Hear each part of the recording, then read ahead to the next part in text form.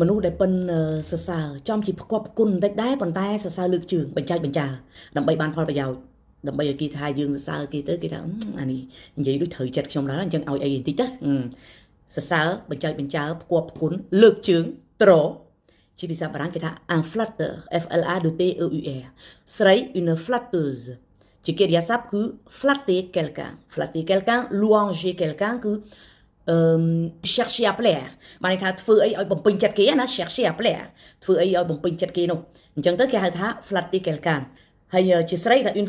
une flatteuse pardon un flatteur une flatteuse ហើយបើយើងនិយាយមួយពាក្យមួយដែលពិបាកស្ដាប់ភាសាមិនមួយទេពីរម៉ាត់ពិបាកស្ដាប់មានន័យថា grossier បានន័យថាយើងឆ្លើយបន្តិចពាក្យមួយដែល vulgaire ណាឆ្លើយបន្តិចអ្នកលើកជើងអ្នកត្រពងអ្នកលិតនៃស្បែកជើងហ្នឹងគឺ English word លិតបាត់ស្បែកជើងគេណាបានន័យថាលោក